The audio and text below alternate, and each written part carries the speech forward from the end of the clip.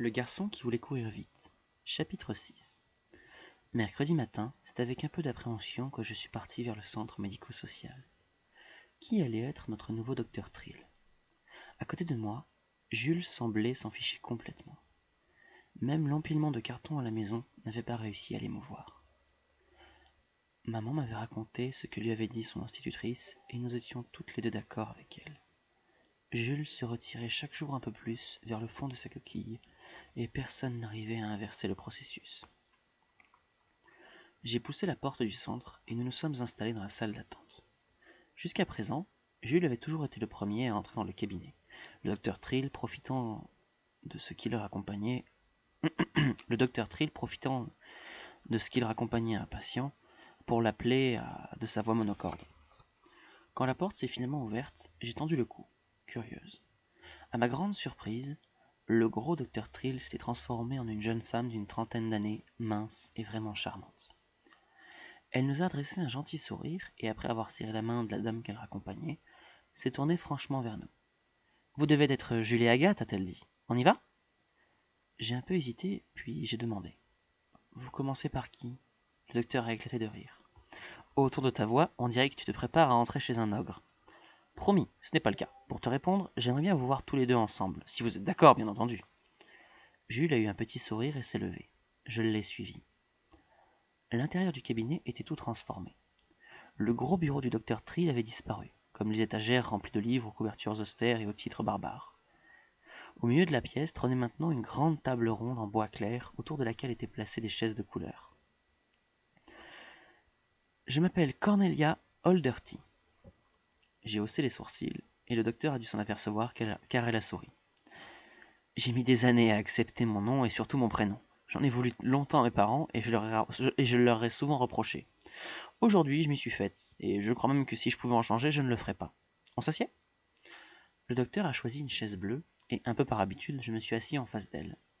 Jules s'est installé à côté de moi. Vous voulez que je vous raconte ma semaine ? J'avais posé la question sur un ton sarcastique, et une fois de plus, le docteur nous a offert son beau sourire. Si tu as envie de le faire, volontiers, mais nous pourrions aussi commencer par faire connaissance. Je me sentais charmé par ce docteur qui n'avait pas l'air d'en être un, mais je n'ai pas voulu me rendre dans un dernier combat. Je suis sûr qu'il y a tout ce que vous voulez savoir dans nos dossiers. C'est vrai, il y a pas mal de choses, mais il n'y a pas tout, loin de là. Et il n'y a rien sur moi, quand on fait connaissance. C'est dans les deux sens, non ? Je n'allais tout de même pas me comporter en vilaine petite teigne. J'ai entrouvert la porte, comme avec Thomas. J'ai presque fini le Seigneur des Anneaux. Vous connaissez ? Et hop, encore quelqu'un qui entre chez moi. Le docteur a souri largement. J'adore.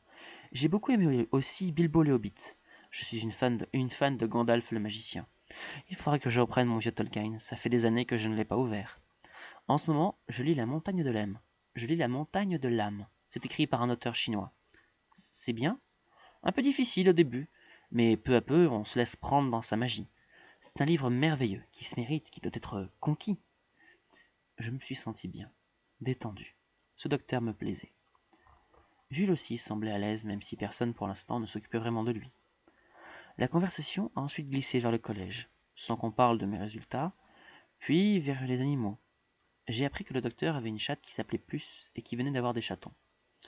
Deux noirs comme elle et deux tigrés comme le papa, je suppose. Ce monsieur n'a pas jugé bon de se présenter.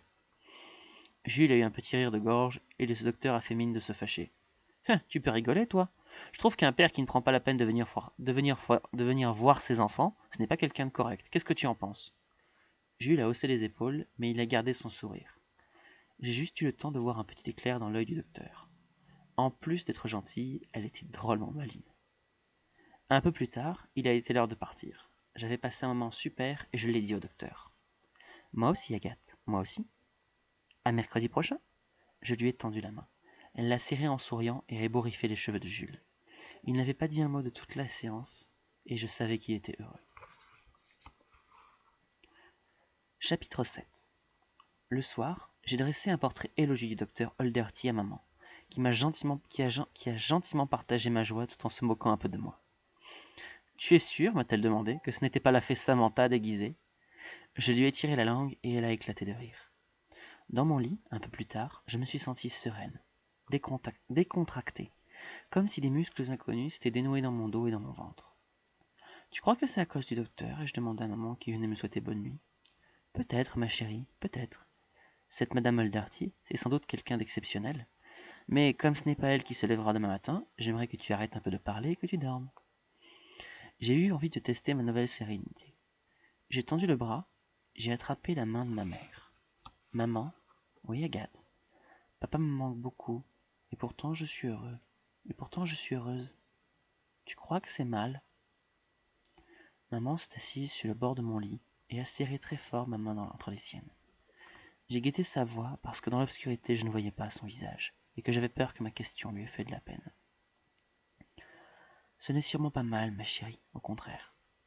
Comment imaginer qu'un amour aussi fort que celui qui nous lie nous interdise le bonheur? Il faut que tu sois heureuse.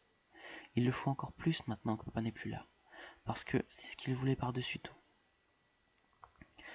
Maman avait parlé doucement, mais je n'avais perçu aucune tristesse dans sa voix. Je l'ai attrapé par le cou et je l'ai tiré jusqu'à moi. Je t'aime, ai-je soufflé. Moi aussi je t'aime. Je me suis endormi très vite. Le lendemain, en arrivant au collège, j'ai aperçu de loin Julien devant le portail. J'ai voulu faire demi-tour, puis je me suis ravisé. Il ne s'était pas passé grand-chose, et je n'allais tout de même pas continuer à fuir cet imbécile pendant des années. Je suis entré dans la cour, tête haute, feignant de ne pas le remarquer. Au dernier moment, il m'a appelé, et je n'ai pas pu m'empêcher de me retourner vers lui. Il avait un grand sourire, et quand il a vu que je le regardais, il a lentement passé son pouce sur sa gorge d'une oreille à l'autre. En frissonnant, j'ai détourné le regard. Pourquoi faut-il toujours, lorsque tout va bien, qu'un abruti se charge de changer ça? Agathe? Je me suis retourné. Thomas arrivait derrière moi. Je ne l'avais pas revu depuis notre rencontre littéraire la semaine passée. Il m'a souri. Puis, après avoir jeté un petit coup d'œil circulaire, m'a tendu un paquet. Je l'ai pris tout en lui demandant. Mais qu'est-ce que c'est? Un cadeau, je crois. Sa voix était juste ce qu'il faut railleuse. Pourquoi m'offres-tu un cadeau? Lui ai-je demandé, sincèrement surprise. Je pourrais te donner 10 raisons différentes, a-t-il répondu avec le sourire, mais la seule véritable, c'est que j'en avais envie. C'est tout. Je me suis demandé ce qu'il voulait dire, et cela a dû se voir. Fais comme moi, a-t-il ajouté, ne cherche pas plus loin. Il s'est ensuite écarté d'un pas, et quand j'ai voulu parler, il s'est détourné et s'est éloigné. J'ai reporté mon attention sur le paquet. Un livre, c'était évident. J'ai déchiré le papier brun qui avait servi à l'emballage. Bilbo le Hobbit de J.R.R. Tolkien. J'ai souri en repensant au docteur Holderty et j'ai ouvert le livre à la première page. Thomas y avait écrit une dédicace à l'encre violette. Un père qui part alors qu'il aurait dû demeurer, un père qui meurt alors qu'il aurait voulu rester, un livre qui s'offre à partager et une encre qui livre son secret. J'ai relu 3 fois ces 4 lignes et j'ai rangé le livre dans mon sac. Je n'étais pas sûr de tout comprendre, mais ce que je discernais me plaisait assez. Je suis entré en cours, et ce n'était pas à Julien que je pensais. À la récréation, j'ai cherché Thomas. J'ai eu un peu de mal à le trouver, mais j'ai fini par le dénicher près du forum. Je me suis approché, et quand il m'a vu, il est venu à ma rencontre. Merci, ai-je simplement dit. Il n'a rien répondu, mais son mouvement d'épaule a été l'équivalent d'un « il n'y a pas de quoi ». Nous sommes restés un moment sans rien dire, puis nous avons ouvert la bouche en même temps pour parler. Nous avons éclaté de rire. Et Thomas m'a fait signe de commencer. Comment sais-tu ce qui est arrivé à mon père? J'étais redevenue sérieuse et Thomas ne souriait plus en me répondant. Tout le monde le sait au collège. Ça te gêne qu'on en parle? J'ai réfléchi une seconde avant de me lancer. Non, je ne pense pas. Ça me surprend un peu, même si c'est personnel. Même mes amis n'abordent pas le sujet. Pourquoi?